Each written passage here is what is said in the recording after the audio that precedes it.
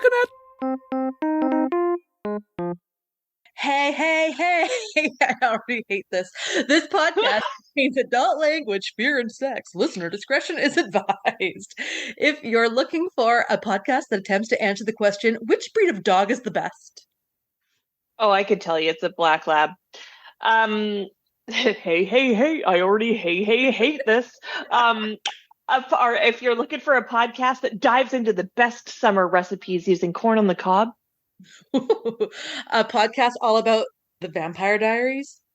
Never seen it. Or a podcast that dives into the best summer recipes using just beets. Just beets. You had beets. Don't forget. This is not podcast for you. No, that's Haley. I'm Sarah. Hit the tunes.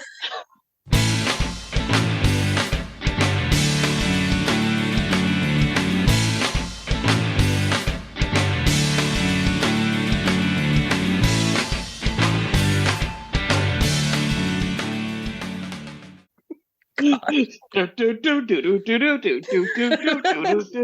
kitty glitter. Oh, kitty glitter. Oh my god, I love it. All the songs you could associate with a cat-themed slot machine, you opted for putting on the Ritz, more like putting on the kittens. Good one. Thanks. Hi. How are you? Good. I love how you wrote round table. Like you have, you missed the round. N. I did. Do you have a cold? Round table. Round table. I haven't seen you since the weekend when we went for high tea at the Empress. Tell me and the listeners all about it. I want to hear your side of the story. I mean, I feel like I've been, I don't want to say accused of being negative on this podcast before, but I mean, if you're looking for a ceiling crumbling, high-backed chair, chatty waiter, my tea was not as steeped as I wanted, actually. Could you have left the bag in like you said you were going to, and then you took it out anyway, kind of time, with your best friend for well over $100 each.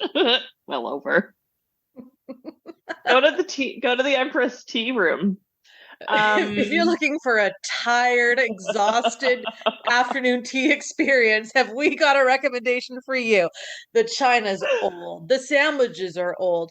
You're paying so much, they don't even keep the crusts on for you. They're cutting off the crusts. My favorite part, the fiber. It was, I'm glad we went. So born and raised in Victoria, the Empress Hotel is like this tourist destination. Like people Landmark come from around the world to go to afternoon tea at the Empress. Did it. I was like, are we on candid camera? Because it kind of felt like a little bit like, oh, really? Anyway, people it was see this fine. as high class. I'm not very fancy. I'll tell you, speaking of fancy, so we both came out with like a full box to go, right, of those treats. I slammed them at like 11:15 at night, like me and John both. We're just like, I would need more of that. Like, anyway, it was good. I was very tempted to do a Google review, and I went and looked to read some, and it's getting wonderful reviews. And my favorite one was, what a wonderful experience. And we had the friendliest waiter. He was so chatty, and he kept recommending the blue suede shoes tea, and it's what we had, and we actually bought some. And I was like, you liked that interaction? Because I thought the guy was going to send me off into an anxiety panic attack because he wouldn't stop. I know more about that man than I do of anybody. It was unprofessional, in my opinion. I wanted to go somewhere and feel like less of a human. I wanted sophisticated. I'm out of place. Their names are all Wadsworth. There's a possibility that a royal member might be somewhere sitting there. Everyone's dressed with the little fucking hats. I wanted to feel like a piece of shit. And that's what I was paying for. I wanted to feel not good enough with my best friend. We were given the best seats. They specifically put happy birthday on the thing of chocolate. we were dressed nicer than most of the people. I saw jeans, and they said there's a dress code and they will politely turn you away. It was exhausting. I don't know. It's yeah. I'm Yeah, glad and you I talked to went. Olivia from tennis, and she was like, "How did it go? I'm Yeah. curious." And I'm like, She's like, Like, "Well, what is there I to went and say? I wrote the worst email review for them because I went for a friend's bachelorette party and they thought we were part of a cruise ship or something. So they weren't giving us the time of day and they were rude. And the woman wouldn't even like, she was like we asked to have our photo taken as a group and she acted as though it was the worst thing I could have ever asked for her. They brought the wrong food. They did that. I sent a scathing email and I was like, good for you. Yeah, good. Because I feel like our waiter was so chatty and invasive. Like Invasive. it felt uncomfortable that I don't think anyone would take that kind of like I don't know if John would have just sat there and been like and been The pleasant like smile we and were. nodding as they keep going. Yeah, I think it would have been like, oh, we're leaving, or like it's like, oh, that's enough. Thank you very much Yeah, for can the you go? service. Please Yeah. leave. I Yeah. mean, even when I was coming down from the washroom, because I could see he was talking to you, and I just went, ah, Jesus, because I thought, and then he walked away, and I thought, yay, and then he turned around, and I was like, no. Anyway, it was disruptive. Yeah. But like he was pleasant, and if he's been there for 25 years or something, then that's obviously his shtick and people like it. But I thought the more I think about it, I'm like, I I don't think want to it's have tea with because you, guy. no, I know. I think it's that type of service and that type of experience caters to a different type of person than us. I think there's a lot of Mhm. tourists from like, and don't hate me if you're from a place I mentioned. Let's throw out Nebraska. Let's just throw out like a middle small town America place that probably doesn't really Nothing's have wrong anything with much that. fancier than an olive branch. Nothing wrong with that at all. Like not, but you're like, I'm at the Empress, high noon tea. Like this is darling. Like people would find it that we grew up in this, and I've Hmm. been to better restaurants and experience. Like it's just to me, it's tired, it's Yeah. campy, it's Hmm. kitsch, Hmm. and it's not done well. Like it's not done well Yeah. kitsch. Like Yeah. it's tacky almost. Yes. So that's how the tea But was. if you've never been to Victoria and you're in that room in this beautiful hotel with that beautiful view, and you've never been anywhere that has, like, no offense, Nebraska or a small town, I'm sure you don't have a lot of tea houses that look like a British castle that are on the ocean. Like, that's what I'm trying to say. You know what I Yeah. mean? There's other things of sophistication in all these places, don't get me wrong, but that's our shtick, and we're sticking to it. The city of gardens, fucking flowers everywhere. Like, it's beautiful, yes. But I think because we are from here, we're just like, eh, Yeah. it's no different But than we go to also like, Vegas do and you we're like, oh my care? God. And the locals are like, fuck this place. Like Yeah, it's totally. I hate it right. here. Yeah, good point. But Did you I ever still go to didn't the appreciate the service because I wouldn't want that service No. at any restaurant. No, I don't want it was like he was part of our party and I'm like, Yeah. no. I don't need to know your daughter's Um, name. I don't need to know that you like asking me what my dog's breeds are. Like I was expecting him to take my phone in my hand to look for photos. Like it was yes, totally. I know. I kind of thought like how much do we have to placate? Is that the word? yeah. Anyway, um did you ever go to the Blethering place when it was Yeah. open? And yeah, so like that was like a higher hoity-toity kind of tea house It's Oak Bay. Hmm. because Oak Bay. But I mean, yeah, anyway, it doesn't matter. It was fine. We spent time We together. have a great story. The listeners love Yeah. it. Everyone I've Yeah. talked to has been like, oh my God, like, or It's surprised. Because I think there are yeah. people too that are local that have never gone. And so they Yeah. probably have this idea of like, I'm expecting this, but I'm getting this. Like it Yes. was, I wish I had worn my hoodie that says Vulcan on the streets, Klingon on the sheets. I mean, fuck. Totally. Totally. I Not got that rid I of have that that. anymore. I got rid of mine too. Yeah. I just thought I don't want to wear this outside of the house and I want people to see it, so I don't want to wear it inside the house. I can't win. Can't win. Oh my God. anyway, the rest of the day was it was weird, right? Like it was we were in Yeah. if people have ever been curious about parallel universes, quantum leaping or glitches in the matrix, that was our freaking Saturday because we used to tear the town apart when we were younger and we would start early. We'd like to go to our favorite haunts to have like a mimosa or a Caesar. And we're downtown, it's 10 o'clock, which is to me, half the day is gone because I'm an early riser. None of the pubs were open. They used to open at 8 or 9 o'clock and it was 10 and they're like, we don't Weird. open till 11. I'm like, what? So we were like Why? so lost and confused. Luckily, we found a good spot that we always like to go, and we had some great sushi and calamari, as you do, as one does. At And 10:30 in the morning. yeah, a couple of Caesars for this girl. It was good. They do have a good Caesar. But yeah, when we went to other places after our tea, um, dead, empty. Yet there's cruise ships in, yet it's tourist season, but people are outside on the patios. Why? It smells like piss. It's covered in bird shit. I'm convinced that if I was to walk downtown Government Street with a pressure washer, they would think that I was a member of Ghostbusters because they've obviously never seen a pressure washer before. I'd be No like, if I doubt. charged $20 an hour or $20 a pressure wash, I'd be a billionaire. Like Yeah. all the awnings, all the sidewalks, and people want to sit outside while like they're It's accosted not. by a unhoused person or a seagull or a seagull that's unhoused. Like God, like it's So the inside of these beautiful pubs that we have were empty, and sure shows it because the staff didn't know what they were doing. So obviously they didn't have a lot of practice because no one ever comes Holy inside. shit. The Yeah. mall was empty. I did buy boxing gloves, random. But yeah, like It was weird. it just felt like, oh, this is what it looks like when a place is about to become a ghost town. Like I can only imagine what it's like in winter when there's no cruise ships. I mean, we I don't get know.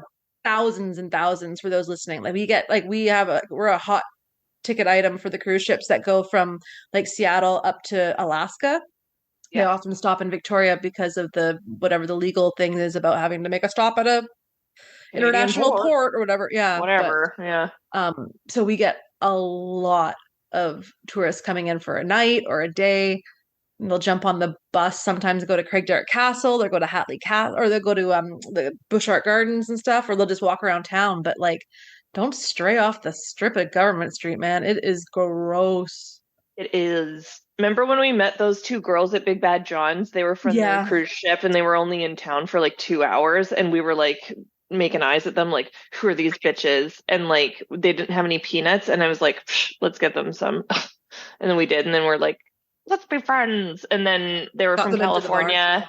And I was like, do you know anyone famous? And then the girl was like, yeah, the guy from Leave It to Beaver, like the renewed version. I slept with him. And I was like, good for you.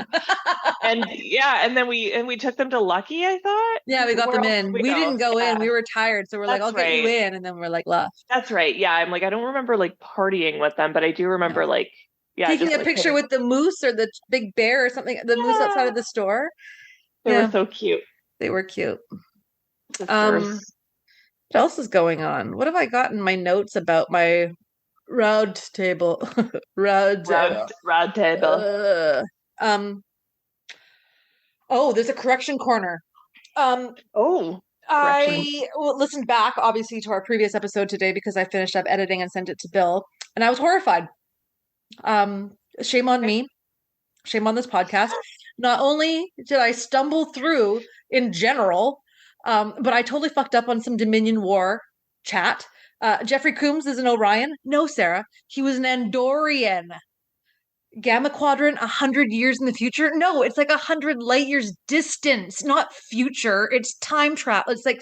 It's just how long it takes to get there. It's not in the future, meaning like the wormhole instantly transport you super far away to an area never explored by Starfleet. Like I just wasn't even able to like verbalize, and I was getting all the aliens wrong, and I was just like, I had a horrible time relisting. And also, this is how I know that I am special. Why? What is with my incessant need to constantly sprinkle in a movie quote, song lyric, or TV quote? Like it's a tick, and I hate it. Everything we say, and I'll be like, "That's what she said," or it'll be like a quote from a movie, or it'll be a song lyric, and it'll be like, I have to say it. Like if I don't, like I would start to go red in the face because I have to say that quote. I have to. It just We only sound expensive. We both do it. exactly. We We both do it. do it. We both do it. It's a thing, but it's when you listen back and you hear like seven in a row, and you're not even at like the 20-minute mark. You're like, "What the fuck is this? Like, who listens to this shit?" Oh, our faithful Not followers. me. Not me. No, So I have to. So, I know, I'm sorry. mm. John's like, I stopped listening. I'm like, we both did. Like, it's okay. I mean, I'm there. Like I kind of remember. Be a little more gentle with yourself, Jeffrey Combs. He has played 10 different Star Trek characters, true. including an Andorian, and including many other people that don't look like Andorians. So give yourself a break. Give me a break. Give me a break of that football cream. I've been watching The Chrysler Office. car. Chrysler car. Football cream. Nailed it. Anyway. Anyway. and anyway, yeah. So that's my correction corner. Good times. That's about all I got. I mean, life is How good. about life is good? I went to go visit you at the toy show where you had a little table with your dad, and I just want to like draw attention to something that I don't think we just kind of dismissed it as like we're at a toy show, but like several people named Dave were present at one time. It was a multitude of Davids. So like we're standing there and your dad's name is Dave and he's sitting there, and then like your old friend Dave came and said hi, and then another guy came over and was talking to your dad and his name was Dave, and then we were talking about how the guy at the table next to me is named Dave, as is his helper. And another guy was coming up to the table hearing this, and he kind of sheepishly looks like, oh, I'm also named, my name is also Dave. I'm like, my dad's name is Dave. Like 70 Daves agree. It was 8 Daves a week. I thought it was great. I thought it was awesome. But yeah, I don't really have anything else either. I mean, the tea, like that's really taken over everything. Yeah.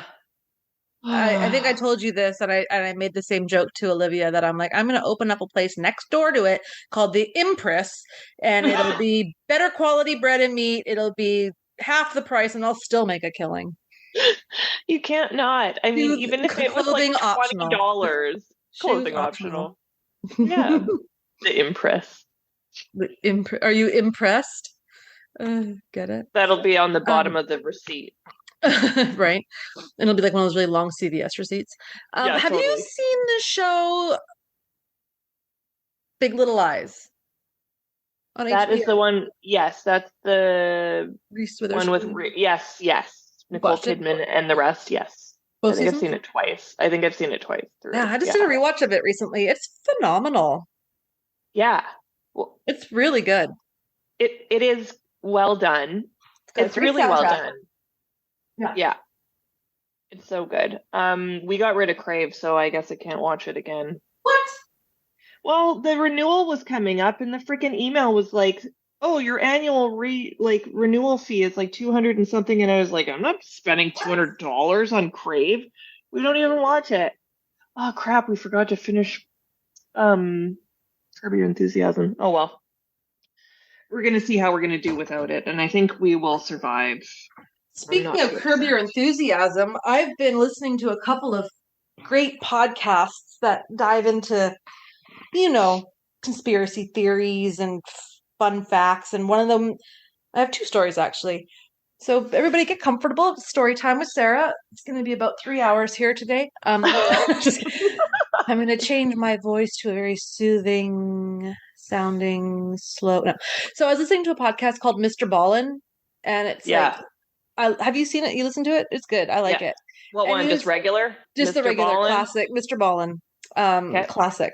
And it was talking about he does like little 3 stories about like what are the odds or something. And it was talking about how they were filming an episode of Curb Your Enthusiasm at a baseball game. It was the episode where he hired a sex worker to be in the car so he could be in the HOV lane. HOV Oh my lane. God, so And a funny. lawyer contacted him and was like, I need to see the footage before you air the episode. And he's like, and like, what? And so this lawyer came and watched it. And there was a guy in the audience that was wanted for murder. And he's like, there's my alibi. I was at the game watching them film. And so that got him out of being wrongly sent to prison, which was, There's a documentary about it. is there really? There's a Oh, cool. You would love it. It is so well done.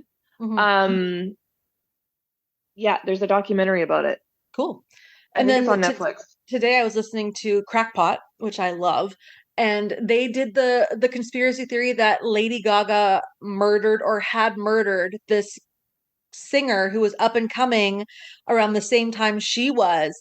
She jumped off of a building downtown, and it was at the time when she was filming her paparazzi music video where she's pushed off a building downtown, and there's all these little, like, she does all these little satanic hand gestures.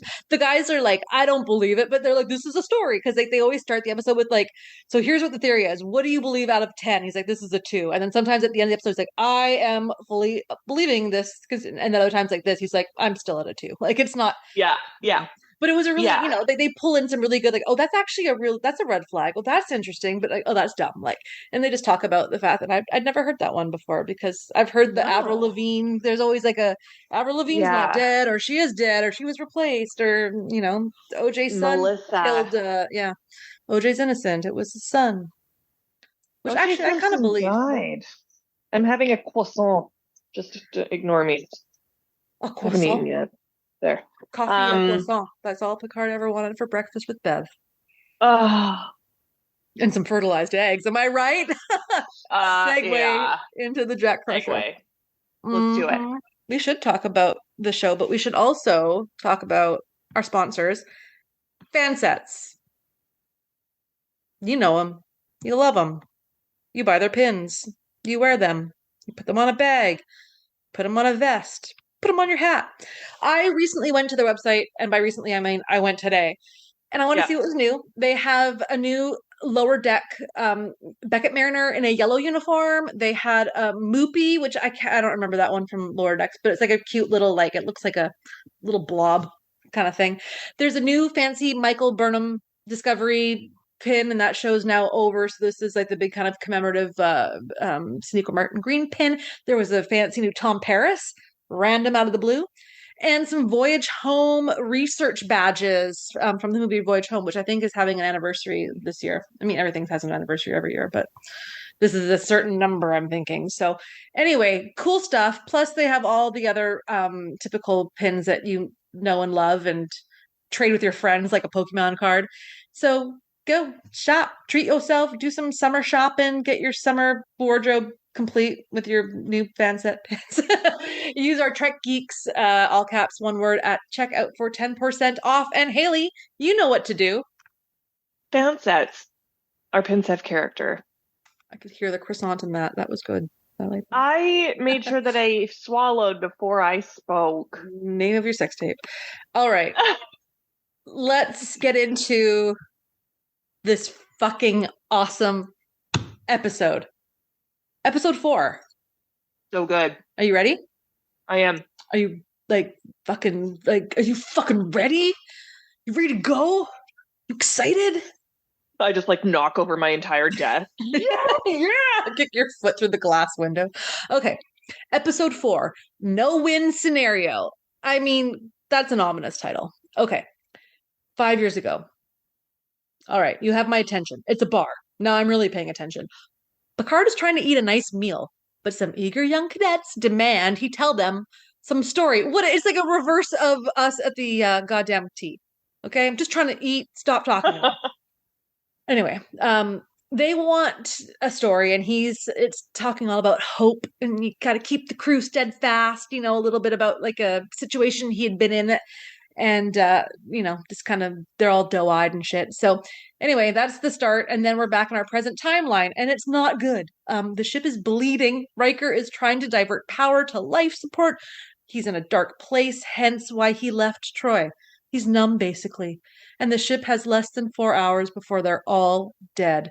He suggests to Picard that he should spend some time with his son and get his affairs in order. bleak. Like, Yeah. what a depressing start. Is it me, or is this one of the first times we truly, really see Riker admit defeat and Picard? It felt to me so concerning, like like kind of the despair, like this is it. Like there is no hope left. I've never It's it. seen That's it. those characters do that before. And I think we've No. had some scenes where maybe like when Riker was having to kind of face the fact that we might have to let him go because he's Locutus, or when he was Yes. there are four lights. Like there has been instances where it's like, but you're watching an episodic TV show that was it's not going to kill off a captain. You know what I mean? Whereas this Right. is like I don't really know if I trust this Terry guy just yet. Like what's their plan with this final season? But this was Agree. very I think it also shows to the caliber of their acting. Like I think they were really given the room to fucking act in this series. Like and nothing against their acting in TNG, but this was just like it was like a gut punch when he said like you just get your affairs in order Get and your affairs in order. we're gonna die. Like It's yeah, and hurt.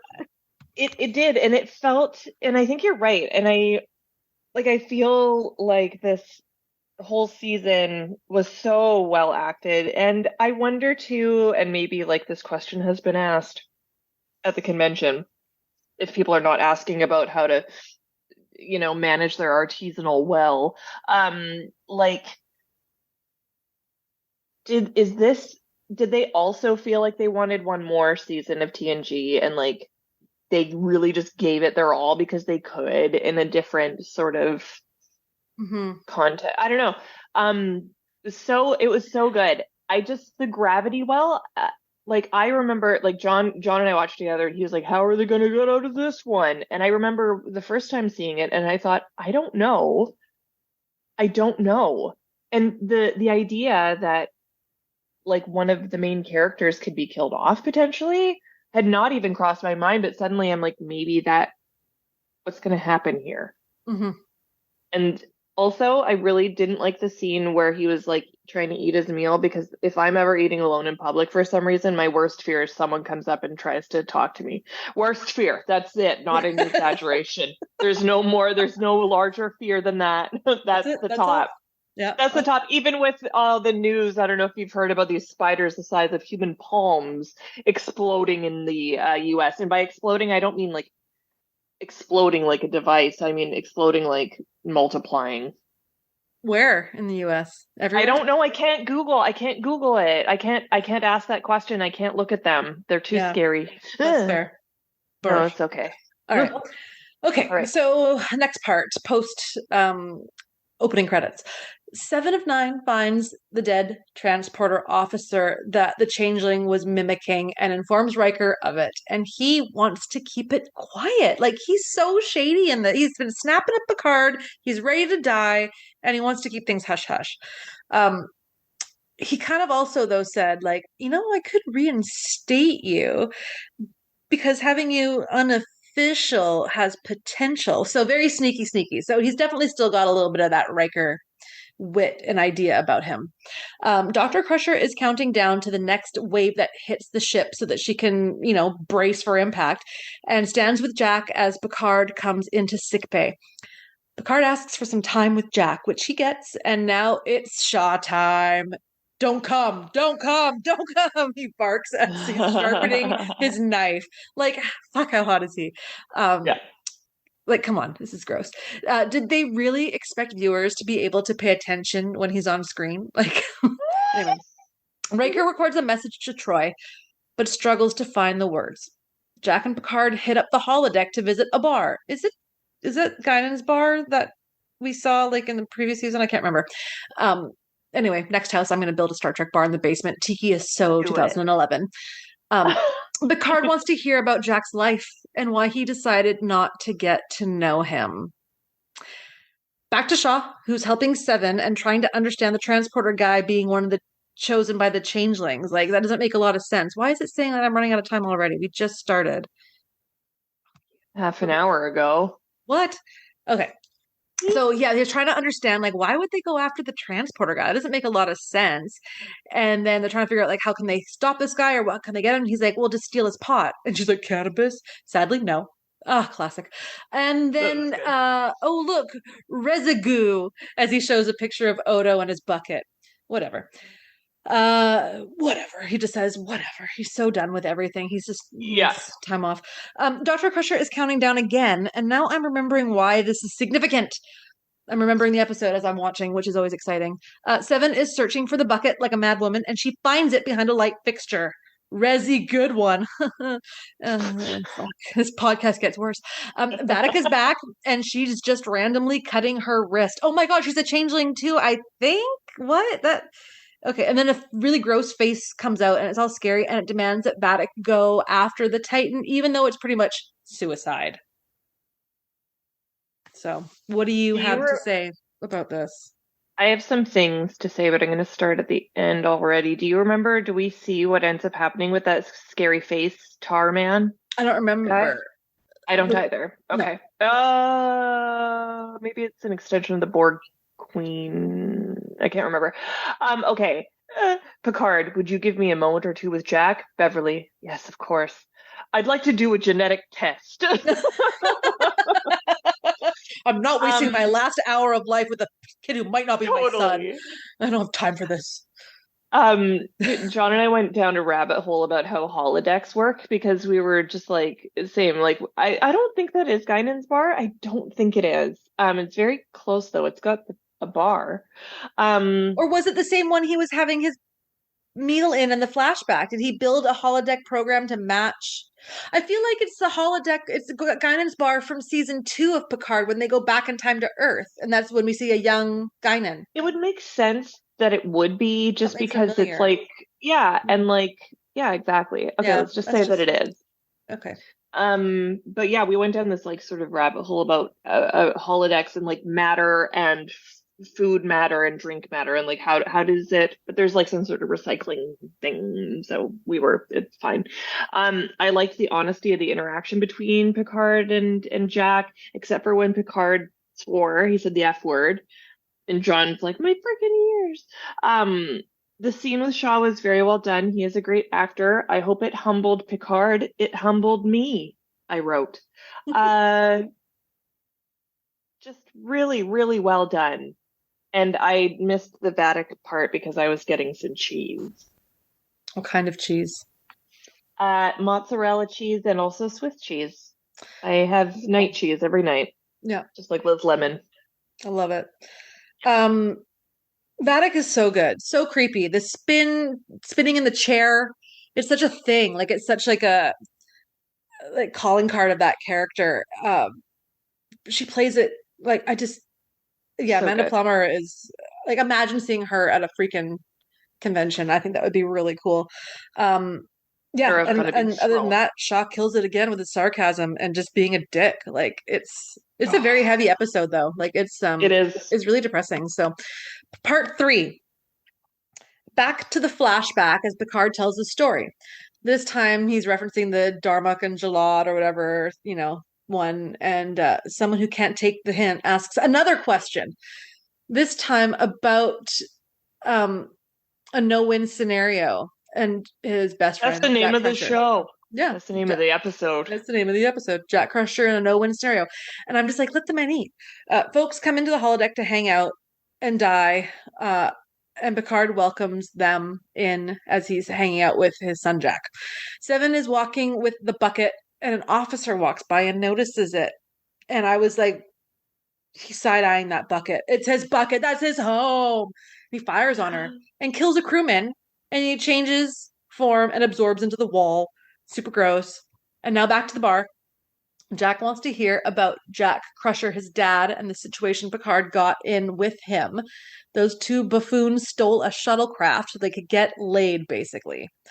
Shaw joins in now, and we get the best scene in the whole season. I even want to say the whole series of Picard. I'm not even going to break it down. If you haven't seen it, watch it. Picard and Jack leave, and Crusher comes at them with what she's realized. There's a countdown happening. Contractions. They formulate a plan to hitch a ride on the waves by using the power surge they get from them. Divert the power to thrusters. Bob's your uncle. I actually use that saying quite frequently because my old supervisor used to say it all the time. Bob's your uncle. Um, Farpoint is referenced. I love that. Mm. Start at the beginning and here we are at the end. Riker isn't into it. Will needs to snap out of his pity party. Crusher snaps him out of it by saying that Troy would make it all about trust and doing what we do best. So now Riker is on board. Okay, we need to talk about Shaw, the dipshit from Chicago. I I I already did. My note was about the Humbled. humbling, the Yeah, humbled. you jumped Yeah, ahead. I Yeah. messed up. I jumped ahead. Um, yeah, no words. I mean, really well done, and it made me think about the implications of the actions of those on the Enterprise. Like, I'm not talking like the Dominion War, whatever that was, the Borg one. Wolf Um, 359. yeah, that. I'm not talking about that one. I'm talking about like all the times that I've blindly supported Picard and his crew just because I'm biased.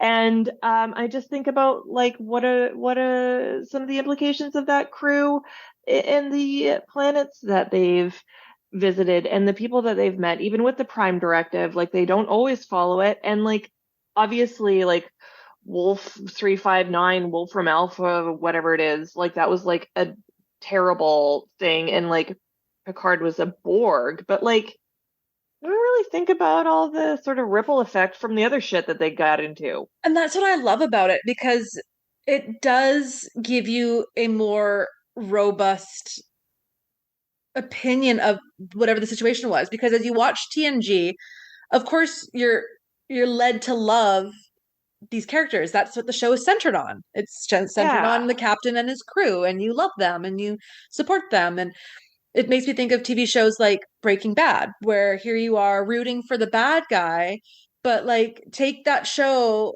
and make it a whole 6 season TV show about this guy who's got a great daughter and he used to play Q and she died.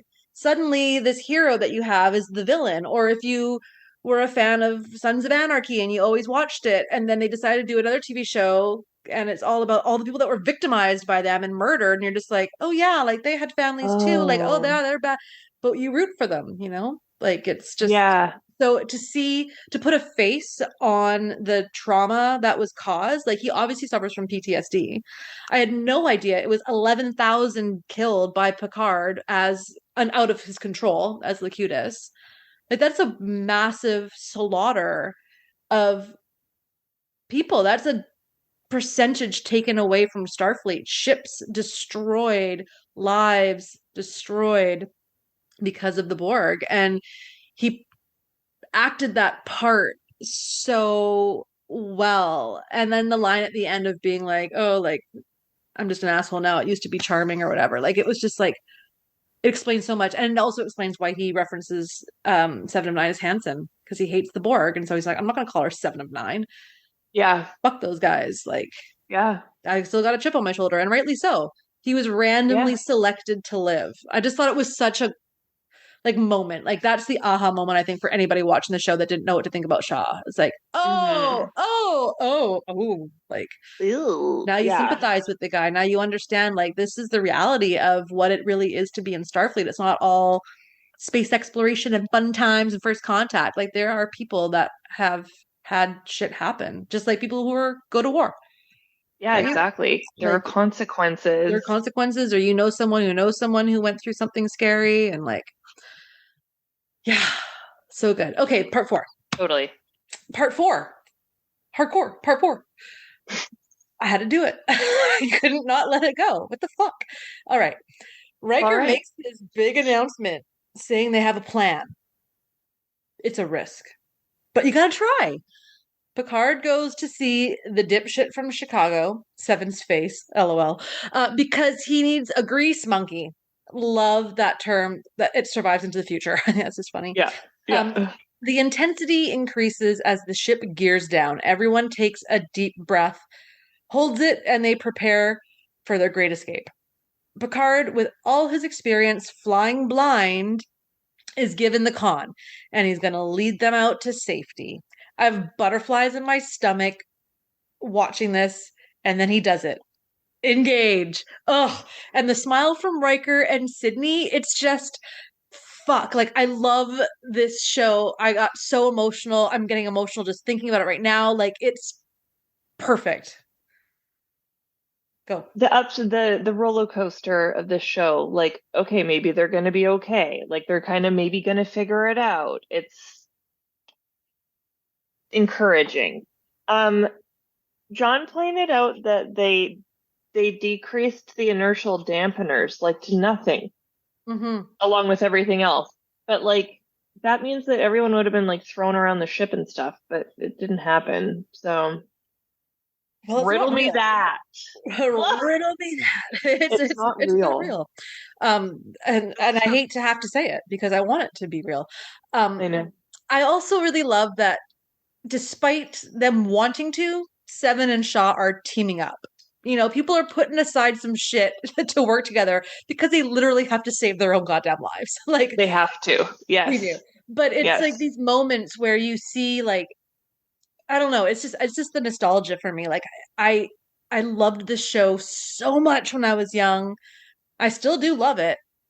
But Yeah. when you get him saying engage and you see the little side smiles, and then you have Sydney LaForge there, just knowing who she is, you're just like, oh my God, like, why isn't this just a show that's on every single day, like Days of Our Lives? Like, just pump out some shitty stories on a regular basis for us. I am I would still watch it. wanting more. Exactly. Yes, totally.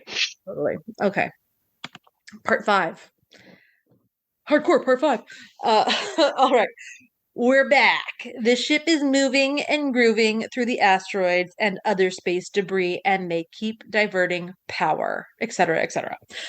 Shaw has one thing of nacelles open, and Sydney comes in offering to help, and Shaw is immediately suspicious. Hanson is there with a phaser on her head, telling Sydney to turn around and say, Commander who? And she's like, Commander Hanson. And she shoots her. It's the changeling. But how did she know? Because out of respect, Sydney calls her Commander Seven, which we saw in the previous episode. Yeah. It's a good dig at Shaw. Meanwhile, Jack reads out the location of asteroids and Picard barks orders to make the ship navigate them all, with success, of course. Now life support is offline. When does it end, people? This show is stressing me out. They hit the wave, the ship is recharged, and they are riding the wave. The nebula is changing, and the Shrike is now in sight. So Riker calls for the tractor beam to be used, and what do?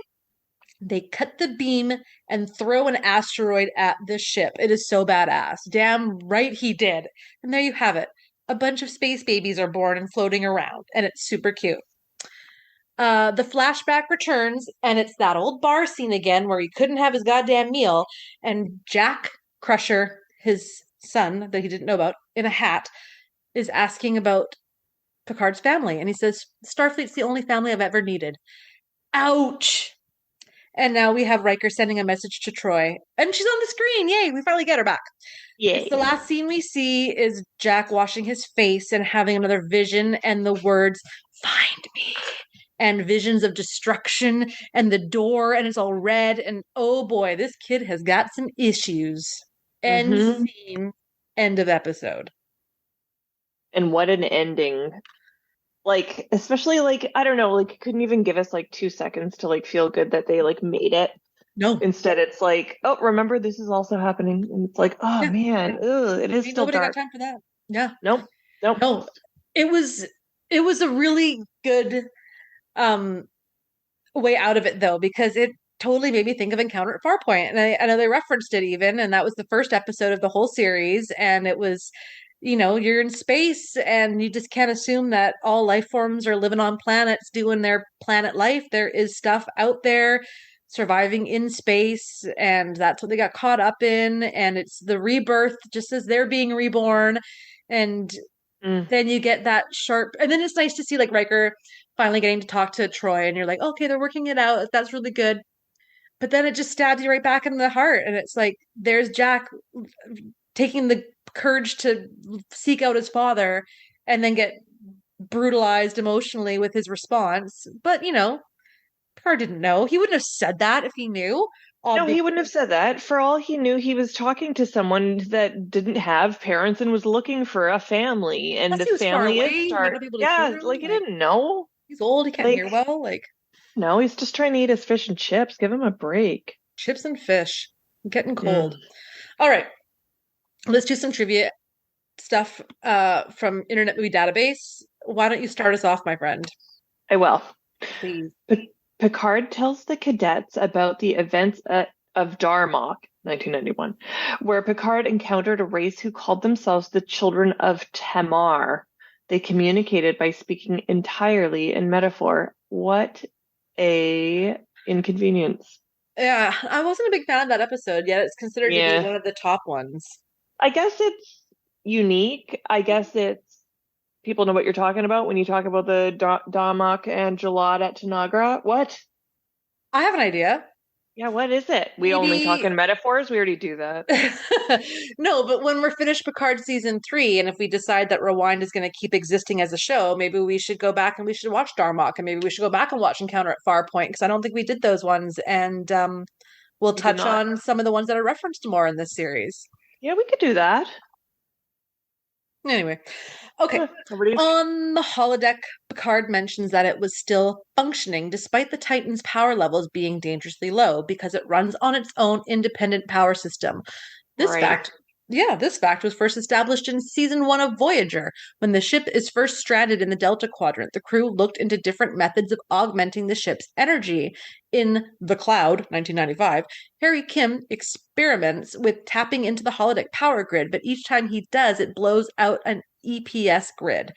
Both Harry and Torres come to the conclusion that the type of energy used by holodecks is incompatible with the rest of a starship's power grid. It's true. It is. Um, the Arcanist. Logger. The Arcanist logger sign, yeah. Did I say the Arcanist right? I think so. Logger sign. Arch. Enos. Lagger sign. Lagger. Logger sign on the wall in 10 forward is exactly the same as the one is shown in the bar in Star Trek 3, The Search for Spock, 1984, when Dr. McCoy is trying to charter a space flight. Well, I've never seen The Search for Spock, so how would I know?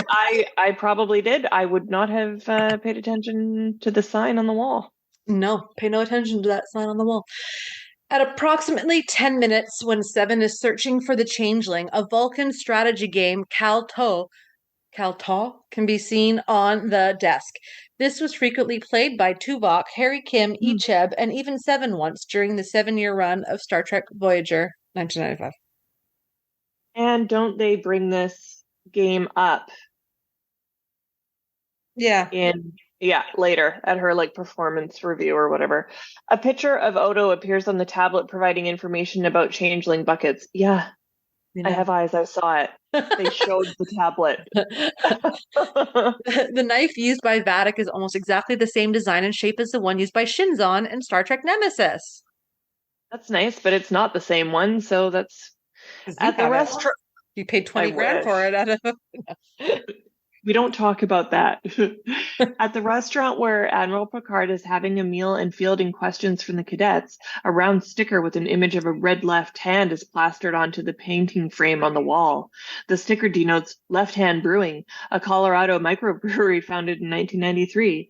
This brewery gained fame for cheap word-of-mouth advertising by plastering the stickers all over Denver and eventually nationwide and beyond. Well, I wonder if there's one up at Big Bad John's. I wonder. Interesting. During his soliloquy to Picard and Jack Crusher in the bar, Captain Shaw says, "And I'm just some dipshit from Chicago." The actor, Todd Stashwick, is himself from Chicago. Oh, I wonder how he tapped into that. I really want to go to Chicago. I've never been. It's on our list. Heard it's windy. In their chat, Jack Crusher asks Picard about the hair, presumably worried that he will go bald too. Picard tells him to enjoy it while it lasts. However, Male However, pattern baldness is polygenic due to several genes and complex, so having a bald father is no guarantee that one will inherit the trait. However, contrary to the myth that men inherit baldness via their mothers, one could inherit it from one's father. All of this makes the unlikely assumption that this condition has not been cured by the 24th century. Well, yeah, like it's that and a whole bunch of other stuff. you know what? The bald is not bad. Bald is beautiful No. too. Yes. Yeah. When Amanda Plummer as Vadic spins around in her captain's chair, it's reminiscent of when her father, Christopher Plummer, as General Chang, did the same thing in The Undiscovered Country. I think this was a fun fact that came up from the first episode or second episode when we first saw her, but still, He it's also did cool. it. He also did it in The Sound of Music. Um, Captain Shaw is revealed to be a survivor of the Battle of Wolf 359 from The Best of Both Worlds Part 2, 1990, which explains his hostile attitude towards Picard. This mirrors how Benjamin Sisko, whose wife was killed at Wolf 359, behaved towards Picard when he meets him face to face for the first time in Emissary, 1993. Yep. Yep. Picard is not that much loved by some No, people. There's definitely some strong feelings there. Understandable. he's not beloved. The creatures that are birthed out of the nebula resemble those that Picard, Riker, and Beverly Crusher had encountered with the encounter at Farpoint 1987. Picard mentions this specifically as happening at Farpoint Station. For those not in the know. The method the Titan uses to use the energy wave. Okay. The method the Titan uses to use the energy waves from the life form to surf out the nebula is similar to the one that the Enterprise D uses to escape from a subspace rift in Force of Nature, 1993. Voyager also uses a similar method to escape from a wormhole. They are forced to collapse the wormhole while inside it and use their shields to surf the shockwave out of the wormhole in Night, 1998. All right. That was a scary one. There you go. At approximately 45:55, an alarm sounds when all power from life support is transferred to thrusters. This alarm is also used in the film Alien 1979 when the self-destruct is activated. The music from Alien was composed by Star Trek veteran Jerry Goldsmith. I did not know that. Oh, okay. The whole time you were talking, I'm like, 45:55 is not a time. And then I was like, oh, it's 45 minutes in and 55 seconds? Is that what they mean? Yeah. Oh, okay. I was like, guess what? You guys screwed up again. Guess what? That is a time, and you clearly do not understand time. Like, Yeah, apparently. it's been Oh a my thing God. forever, and you've never, like, what? Wait a second. How many hours in a day? The last shot in which Jack Crusher washes his face and re-experiences his dream vision mirrors the opening scene of Star Trek First Contact, in which Picard also uses the washing basin and has a dream vision. Okay. Yeah, But everybody's also, like, washing his face, and then the board stuff comes out of his. yeah, I remember that. But I that's love that also movie. like First Contact. Yeah. Yeah, me too. That's a really good one, actually. I like that one too a lot. Yeah.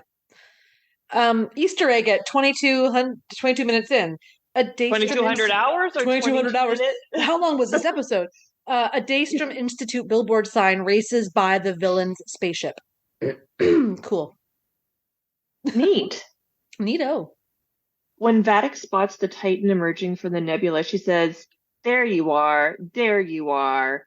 This is a nod to Khan's similar exclamation in Star Trek The Wrath of Khan, which they don't say what he says. I guess we're just supposed to know. Go figure.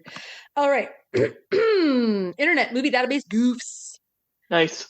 Ensign LaForge is wearing the Delta style comm badge throughout the whole episode, but at about 50-minute mark, she's shown wearing the future All Good Things 1994 Starfleet comm badge when she's ordered to leave the nebula. Really obvious error. So blatantly obvious, almost ruined the episode. How would they even, that really took me out of it, how would they even have that error, though? Why would they have a different... Maybe they filmed on different days and the uniform she wore the first time was being washed and they had to give her another one that already had a pin on it and it was the wrong pin. Yeah. But Yeah. still, whoever's responsible for pins, organize your junk drawers better and organize things based on the year they're supposed to represent I as think an this is like, organizing theme. yeah, totally. And I think this is like reflecting badly on the costumers, not on the show. Shame on them. Um, yes. In Star Trek 4, The Voyage Home. That you love trying to read like Plus fucking one Roman minus numerals. five. Yeah. The Voyage Home, 1986. Spock becomes concerned by Kirk's sudden use of minor swear words, but now, in the 25th century, even the F word appears among many others. This is merely due to the target audience and changes in accepted broadcast standards. Star Trek 1966, the original series, was on TV, which rarely allowed swear words. The movies were aimed at family audience, so were restricted in what they could say. That's a big eye opener Uh, right there. The date for the voyage home because I always think of that's the one with the whales. The voyage home. I like that movie. That's one of the few original yeah, yes, past movies I've seen. me too. But I feel like that movie is so old. Yet it was 1 year later that the first episode of TNG started in 1987. Didn't we just see that in the previous one? Like I had no idea they were that And that's close. right. Me neither. Oh, my whole That's world crazy. is collapsing. I know. But Okay. If throwing an asteroid with a tractor beam was a weapon capable of damaging a starship with technology more advanced than possessed by Starfleet, it would long have since been adopted as a standard technique. Just let Riker come up with a cool idea, guys. It's not a also, goof. It's just a no, cool that's thing. not a goof. Also, it can be a standard technique, but you're not always around asteroids or something that you can just willy-nilly pick up and throw. So, like, who's to say? Yeah. Who? All Oof. right. You could log in and make another fake account just to comment, just to downvote.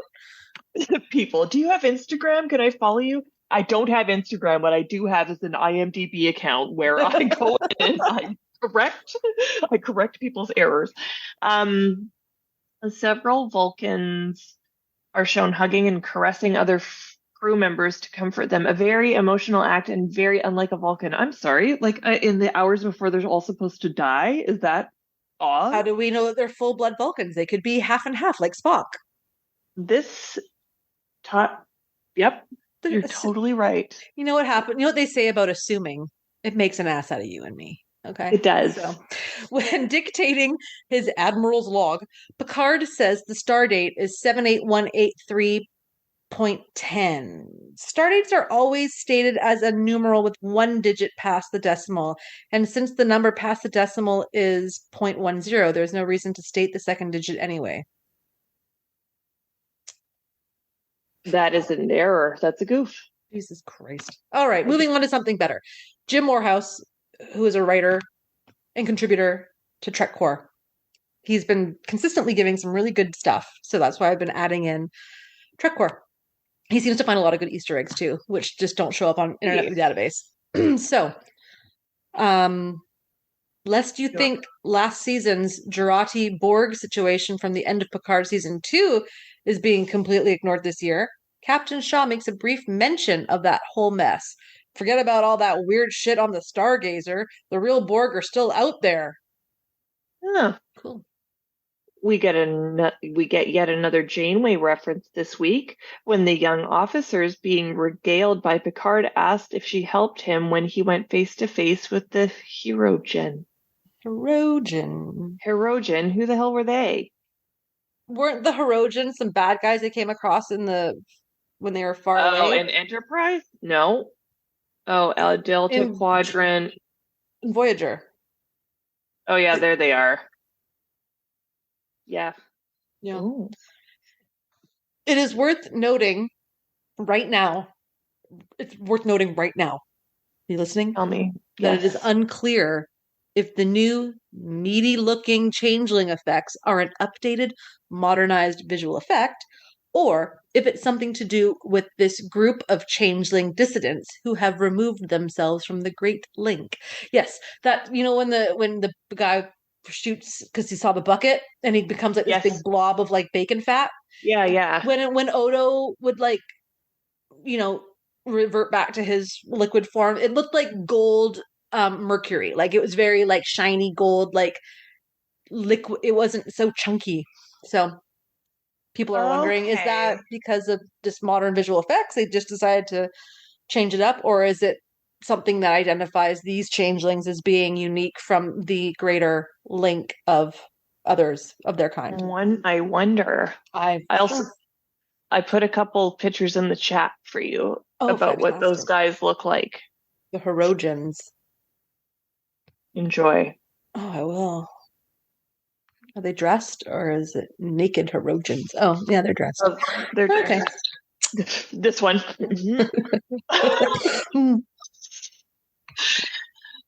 Here's one for you. On duty in sick bay, Beverly Crusher once again dons a blue lab coat. That's nice.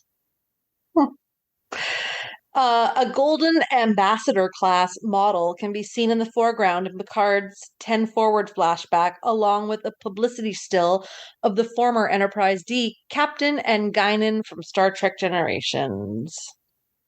Hmm, Cute. cool. Similar to the double red alert moment in The Conscience of the King, I don't know what episode that is or what series that is, and I certainly don't know what year it is, so that's not helpful. When the profile of a phaser is seen hidden behind a light panel in Kirk's quarters, Seven finds the changeling's bucket behind a lit up light panel in Foster's quarters. The Conscience of the King is obviously an episode of the original series, if it's Kirk. Double red alert. Oh yeah.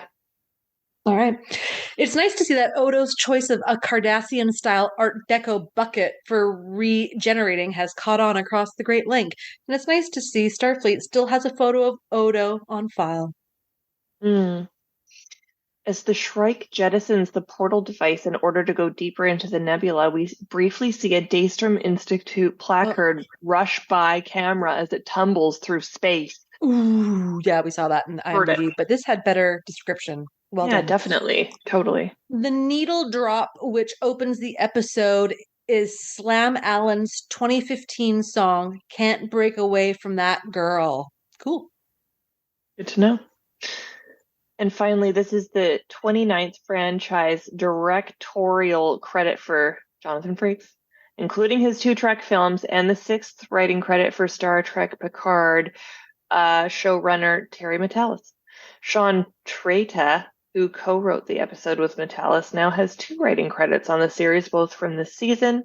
He was a prolific writer on the Matalas-helmed series 12 Monkeys, with more than a dozen writing credits on the show. Well done, writers. Indeed. Indeedio. I want to do a really cruel. Um, do you want to play a little game? Oh, no. Maybe. Do you have anything else to add? Did you see any Easter eggs in there? Did you catch anything? Mm, no, it was just a great episode. Yeah, I'm excited to watch the next one. Me too. I might even do Yeah. that tomorrow or something because I'm like, Sweet. keeps the blood And pumping. yeah. Final thoughts? I I wish I don't think that we find out what those red viney things and the red door and all that stuff mean, like Jack's visions. I I Yeah. remember looking I mean I know what it means like ultimately, but I don't think we know what the significance means of those visions. Like the actual, like, why is he visioning these red viney things? I think it's like capillaries, like kind of Mm. in your, in the door and stuff. But I remember like looking that up and there is no like explanation for it. But I'm just like curious what we're supposed to take from that. Mhm. Other than that, I'm just like waiting for the other crew to arrive, Mhm. I know. basically. I know. I can't wait for like all I'm the like, let's go, let's go. I know you want But the reunions, you want them all together and like yeah. I know, I can't wait. I finished Discovery. Discovery is now series Done. completed. Done. I Okay. only watched the last season because I wanted to see if anyone was gonna die, Hmm. basically. No one really died. No. It was it was fine. It was, I really like Sonequa Martin Green. I really do Hmm. like her as an actress because I really enjoyed her on The Walking Dead. Um, Doug Jones is a treasure for sure, but I didn't really have that big of an attachment to Saru. He gets married in the final episode to an ambassador from Vulcan, so good for him. I was also curious to see if they're going to get back home because remember they're 900 Mm. years in the future, but they're Hmm. still there, still Oh. stuck in the future. Apparently, the new show Starfleet Academy takes place in the future, and I wouldn't be surprised if Tilly's involved somehow because that was her gig. Like she left the ship to be like, I'm a teacher at Starfleet Yeah. Academy. Not into it. I'm not really into the 900 years in the future kind of shtick they got going on. They did have the Breen though. They were the bad guys, and the Breen was mentioned in the last episode when I was listening to our editing. Something came up about the Breen, so there was a kind of like a full circle moment again with like changelings and Breen. And I think, oh, and what it was like a character in the series. Oh, okay. Did you ever? Oh, I'm not even gonna try to explain it. There was a character that showed up that was kind of mysterious on Discovery. It was played by that old guy who's like a fashion person or whatever. Anyway, he or he's a famous director or writer. This is terrible podcasting at its best. Anyway, it turns out he was, remember in Enterprise, there was reference to a temporal war, and there was that tall, skinny guy who was like, I'm from the future and I work in Hmm. temporal war. This old guy is him. So Oh, he's been a character that's kind of popped up throughout episodes of later seasons of Voyager, and he is that guy from Enterprise. So that was their full circle arc. cool. Was I was like that. that. Yeah. So that's it. It's done. How many seasons are there? Five? 5 or 6. Yeah. And I think there's going Yeah. to be one more season of Lower Decks, which I'll watch because it's funny and they always get really good guest stars in it to make jokes and stuff. So I'll watch that. Strange And New then I'm waiting for Worlds. Strange New Worlds. I love Strange New Worlds. It's so good. It's like it's the that's what Star Trek should be. Like the Yeah, adventure, yeah, the yeah, I love yeah, it. yeah. But after listening again, because I just listened to our last episode today as I finished editing it, I kept saying like I should do a rewatch of Deep Space Nine, and I think I might put that on as a background, like starting at season 5 or something with the Dominion War because it is gritty and rewatching Picard and loving the kind of intensity of it and the kind of dark like it's good and the storytelling in Deep Space Nine was really good and I totally had forgotten that like the whole ship or the whole space station was like occupied by these bad guys and Casey Biggs is great Ugh. and like all of them are great and I can't really remember what the hell happened to all the characters like did Dr. Bashir go somewhere else or did he stay on there or did what happened to Quark? Like I can't really remember. And I do like a lot. I liked a lot of those characters way more than I liked any of the Voyager or Discovery characters. Yeah. I never really got all that attached to Voyager. Like I've seen it straight through. I love Seven of Nine. I like Yeah. Janeway a lot and Chakotay, but Torres, Tom Paris, Harry Kim, Cass Neelix, the Love Cass. Doctor, like none of them really did Yeah. like I just never really was like, oh my God. Whereas like the ensemble of TNG is like I love them all. Like Yeah, they're for sure. great. And I love all the characters on Strange New Worlds. Yeah, that is a good show. And Except for I don't like that one character. I liked all the people that showed up in Picard this season. And actually the other seasons too. Like um the dude and the girl and the other girl and the guy like they're all I don't know their names but they're all great the guy with the hair and then the chick with 2 eyes like they Yeah, were yeah. phenomenal unforgettable unforgettable that's like thinking of Kramer Uh, when he had dental work and he tried singing along with Mel Torme and they thought that he was oh yeah. that's such a good episode that's it that's all I think that that is all we got to say about that another Hmm. stellar episode of Rewind, frankly. Um, love us. Love what we do. Ugh, me too. So that's the end. Hold your breath and count to 10. Thanks for listening. We're loving it. Picard season 3 is a winner. If you want to hear more or listen to more high functioning podcasts than this, check out all the shows on the network by going to the Trek Geeks website. While there, take a look at the deets on being a Patreon subscriber. After that, go shop on Fansets. Rate and review us wherever you listen to podcasts, and have a wonderful day.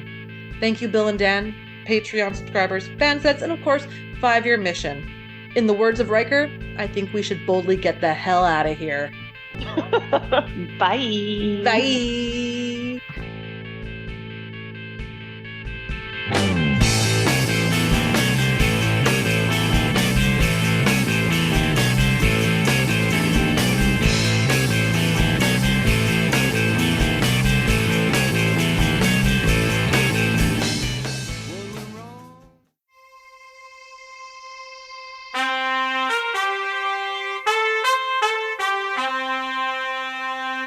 Coconut.